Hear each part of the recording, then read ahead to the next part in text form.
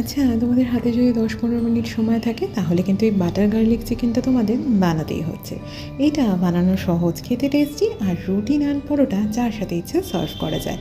চিকেনের ব্রেস্ট পিসগুলোকে আমরা প্রথমে ছোটো করে কেটে নিয়েছি, আর তারপরে এই গোলমরিচের গুঁড়ো, ডিমের সাদা অংশ, লেবুর রস দিয়ে ম্যারিনেট করে রেখেছি। বাটারটা মেল্ট হলে আমরা এই চিকেনটাকে অ্যাড করে দেবো, একটু ভাজা ভাজা হয়ে গেলে তুলে রেখে দেবো।